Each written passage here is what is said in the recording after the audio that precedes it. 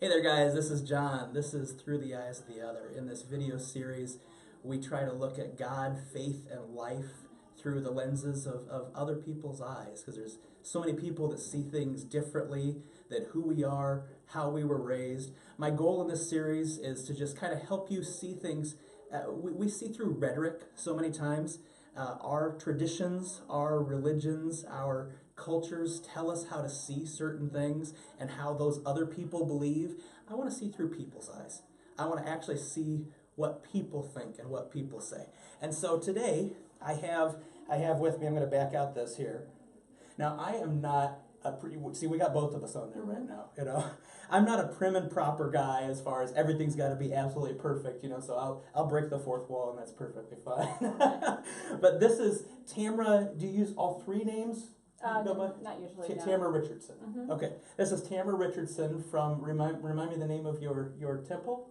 We're called Novices of the Old Ways in Okay. Indianapolis. Okay, and Tamrha is a Wiccan, Mm-hmm. a Wiccan priestess. Yes. Okay, and Wicca is part of a larger, broader thing called paganism, and so I figured we would talk about that a little while. So first off, just to start out, there are a couple terms that I want you to define for me. What is Wicca, and what is paganism? Okay. So paganism isn't more of an umbrella term. So someone could be pagan and be Wiccan. Someone could be pagan and be just a witch. Somebody could be pagan and be a heathen or a druid or whatever. It's an umbrella term. A heathen is an actual Yes. religion also. Mm-hmm. Okay. Heathenism can be also called Asatru, and so it's the religion of the Norse.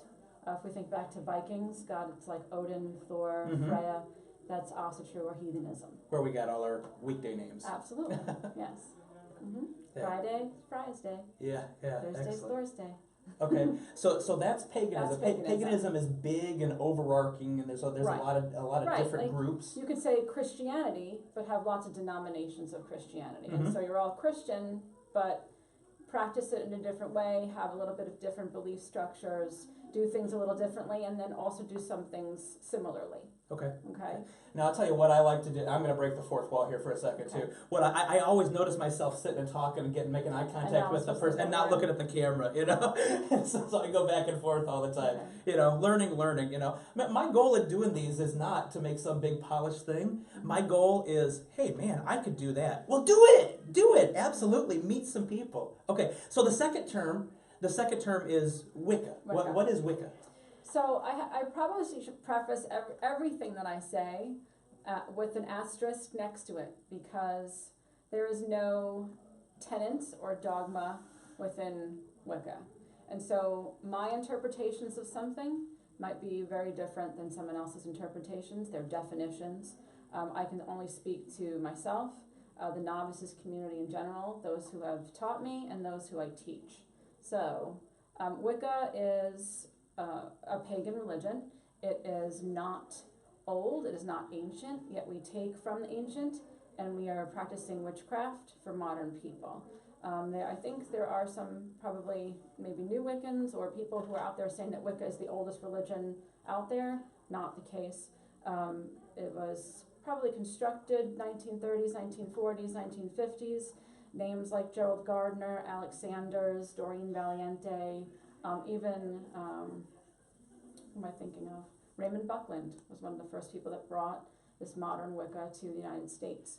And so it is a new religion utilizing old ways to make it work for us today.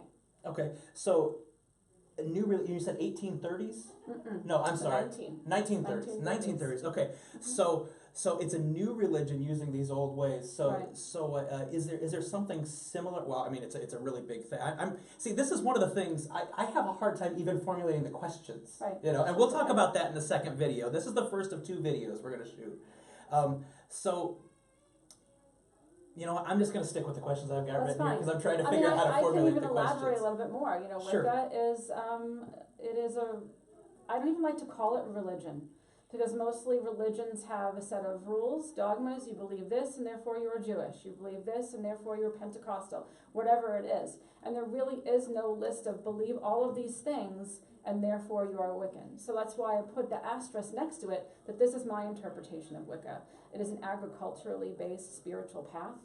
And so there are 8 Sabbaths of the year. They all have to do with stations of the sun, what's happening in the earth around us. There's also a lunar aspect. We have monthly full moon celebrations. Some groups also celebrate the new moon, or when the moon is dark. We have a goddess and a god. Like we all have a mother and a father. One goddess and one god? It depends. No. Oh, each individual person does? You might, no? But you might work with a lot of different gods and goddesses. But okay. What I'm saying is that there is not one god of Wicca. There is not one goddess of Wicca. Okay. I am a priestess of Hecate, but it doesn't mean that I don't work with Bridget or Isis, the Egyptian goddess Isis. It's sad that I have to say that today, but I'm going to clarify that. I could work with Thor. I could work with Odin and Freya. So I am a priestess of one goddess because that is the path that I chose. But as I'm a polytheist at the same time. You chose the path didn't choose you? Well, no. I chose Wicca. Okay. Hecate chose me. Okay. Yeah, that wouldn't have been a choice that I made. I would have, if you'd asked me, I would have gone, I'm going with the Egyptian path. I'm going with Isis. That's my mother. But, the gods, they have other ideas. So tell me just a little bit about Hecate. Hecate is, you find her underneath the Greek pantheon. However, she is not necessarily Greek. She was a Titan, if you look at the Greek mythology. And so, Titans, the Olympians, she fought on the side of the Olympians. When you look at mythology like that, it kind of just says she was probably a very powerful goddess that couldn't get snuffed out when people moved around. And so she's probably from an area more of modern day Turkey and out in that area. And so Hecate is a goddess of the crossroads. She's interpreted differently by the different people that work with her. For me, she is a goddess of birth, death, rebirth, crossroads. She's a psychopomp. She guides you from one state of life to another, through death, through life, through birth. As a doula, I do work with her in that way. And so that's how she works with me. So your religion comes into your occupation? Absolutely, it okay. does. Okay. Yeah. Tell me a little bit more about that. That's very interesting. I think that birth work transcends all faiths. Women of all different faiths, or the lack thereof, can choose to give birth if they want to.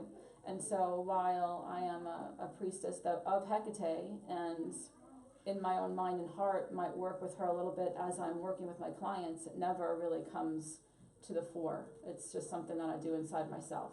Gauging what does this person need, or how can I best serve this particular family. And so the words may never come out of my mouth because it's not their faith, and my faith has nothing to do with their birth. But it's part of the reason why I do what I do. Well, it's because birth is extremely spiritual. Right. I mean, because it's the creation. It's liminal. It's the creation of life. Yeah. Right. I mean, it transcends everything that we do. And that's part of her. That's one of her realms, and so it makes sense that I kind of got chosen from that particular goddess to do that kind of work. Interesting. Well, you've got a lot of things out here on the table. Why don't you tell me about some of these things that you brought here? So I was getting dressed to come here today, and I thought, how about I bring some tools? So Yeah. I ran around the house and I collected some things. And so this is not my everyday altar, but Wiccans often will set up an altar for their own personal practice or for Sabbats, and the altar changes throughout the seasons or throughout, the ritual, the magical working itself. But typically you might find a wand, or even if it was larger, a staff. The tools on the altar connect to different elements. Is that what this is? Right. This is a wand? There's a wand. For Okay. some people, the wand connects to the element of fire. For other people, it's air. For myself, I see it as a tool of air. The elements are part of Wiccan practice usually. Earth, air, fire, and water. They are directed into the different directions, north, south, east, west. They correlate. The blade or sword or dagger is usually on the altar. For me, it symbolizes fire. It's made in fire. Others consider it as a tool of air. It never cuts anything in the physical. you know, so it might be like, there's a weapon on the altar, but it's not used to cut anything physical. It directs someone's will or their energy. Okay. If I need to carve or cut some bread, I'm going to use a different, I'm going to use a different knife. There's usually a cup or a chalice on the altar that symbolizes water. It can also symbolize the womb of the goddess or the female. The blade can also symbolize the phallus or the tool of the god. And then also there's usually a pentacle or something that represents earth on the altar. And so in the front with the tree, that's an altar pentacle. A lot of people have preconceived ideas about the 5-pointed star. I have that just off of the we can pull it frame back. just a little bit. Let's pull it back just a little. There we go. There it is. Perfect. That perfect. looking kind of wooden disc. And so the pentacle itself is a symbol of all 4 elements, with the top point representing spirit. If you see it reversed, a lot of people get really nervous. You can just thank Hollywood for that. It doesn't mean the scary, devil. It doesn't mean the devil. Yep. Other people might look at it as a symbol of the horned god when you put the point down, and then it looks like there's 2 points up. And a face. There's a face in there. And so some of our gods are horned. And the horns or antlers or goat horns don't represent Satan. I'm sorry, but you guys stole that and applied it to your Satan. And we'll talk about that more about that in the second video. Yeah. But turns upside down. Some witchcraft paths, some Wiccan paths see that as spirit being made manifest. And so right side up, you could have spirit in control of the elements, and then upside down, the elements in control of spirit, or as above, so below, the idea of manifestation. And, you might find deity statues on the altar. This is a small statue of Hecate, and there's also a little kind of charm sort of thing right there that shows how she has 3 different bodies. Sometimes she is shown as 1 with her torches, and other times as 3. And then I brought my little rabbit candle holder because we just celebrated the spring equinox, which some would call Ostara. And so this disc here on the altar is just something I made a lot of years ago that shows all 8 of the different Sabbats. And so we have a term called, the wheel of the year. Now, say that word again. Sabbath. Sabbath. Yes. Okay. So Jewish people might say it's a Sabbath. Maybe there's Christian traditions that say or it too, Shabbat. Or Shabbat, right? And so we call it a Sabbath. There are 8 of them. They follow the stations of the sun throughout the year. The equinoxes and the solstices are 4 of them. And then we have 4 others that are called the cross quarters. And they tie back to the 4 great Celtic fire festivals. So Beltane, Samhain, Lunasa, and Imbolc. Okay. Now you say that this that you have here, and I'm on a wide shot right now. You say that this that you have here is not exactly what your altar would look like at home. It changes all the time. Okay, so now so that says to me that there's an individual component to this faith, and there's also a group component to this Sure. faith. Talk about that a little bit. What's the individual look like? What's the group look like? Well, if we're going to if it's novices and we're going to have a group ritual, then we kind of, as a community, create the altar. People will bring things that are poignant to the ritual that we're doing. We don't always have to have all of these tools on there. If they don't have a role in the ritual, they're probably not there. I'm not pretty much of a stickler to that. My home altar, I have one for Hecate. I have one for Odin, and I have the Egyptian ones. And so it's just a place to kind of have a moment, center myself. It's a place where I might bring gifts for them. I might put flowers there. I might buy something and put it on there. I should probably talk about my little skull here that's on that. It represents, this is for my ancestor altar. So I have an altar for my ancestors as well, all their photos and things like that. And so it's just a symbol of the ancestors or life and death. Now, when you say the, I forgot the name of the community again. Novices. When you say the novices, this is your faith community. This is who you worship along with. Are they all Wiccans? No. Okay. No, How does that work? Because I don't make rules as to how other people should practice. And so I might be a Wiccan high priestess within the Novices of the Old Ways family. If somebody is, just wants to basically say, I'm pagan, but I'm not sure that Wicca's my thing, but I like how you practice, and so this is an open community that's going to be accepting of me, absolutely come on in. I also bring services into Rockville Women's Prison and Putnamville Men's Prison. And so those doors are open to people who might practice voodoo or Santeria, or that if they don't have a Native American circle, they can kind of come and practice. Because when you get down to it, a lot of those different paths seem to be connected to what's going on agriculturally or earth-based. They're all earth-based, and so you can find something that works for you. So does this tend to be bigger in rural communities than urban communities? No. No? I think it's pretty, maybe balanced. I don't know, maybe pretty balanced. Maybe even more so in urban communities. I mean, Novices has a family in New York City. People tend to be more progressive in urban communities. Sure, and I think you'd get larger groups in some place, like back in New York City, it would be typical that we would have 50 people in the room. Sometimes if we have 20, 25 here, that's a pretty good size.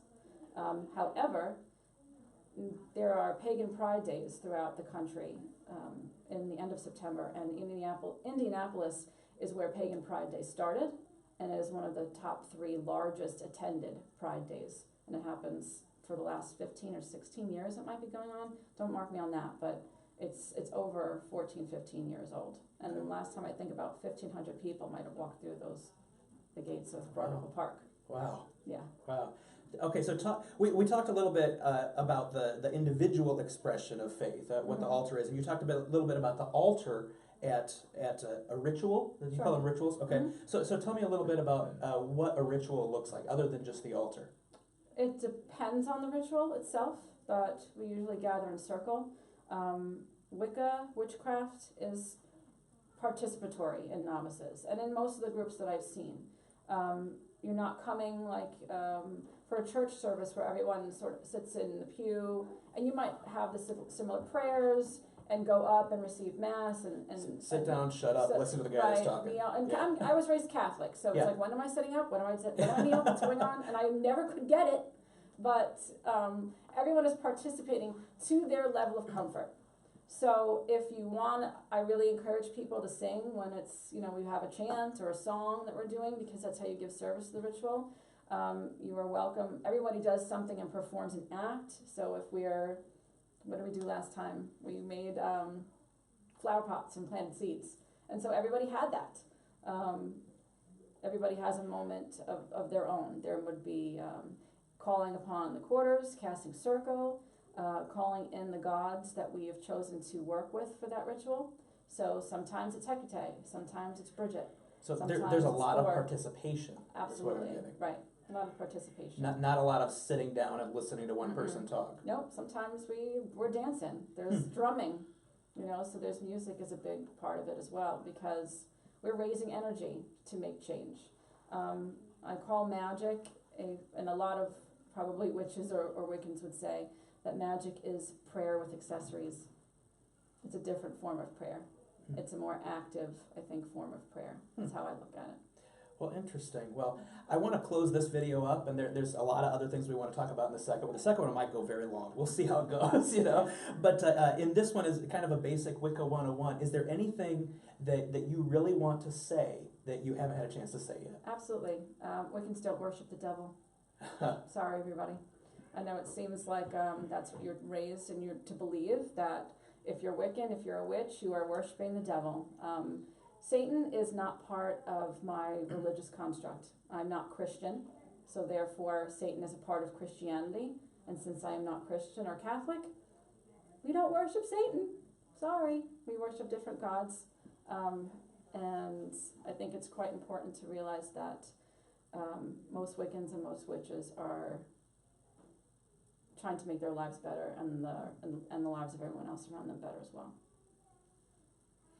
Well, excellent. Well, thank you very much. So we've got another video that we're going to shoot here. So if you're watching this on YouTube, then just click on the second video if you're interested. That one's going to be a little bit different. It's going to be more about some experience with how Wiccans and how Christians can dialogue together. I know it's something very, very interesting and very kind of a taboo topic almost, So we want to dialogue that a little bit, but I thank you very much, Tamrha. It's wonderful to speak to you on this, and I really appreciate you sharing what you shared. Thank you.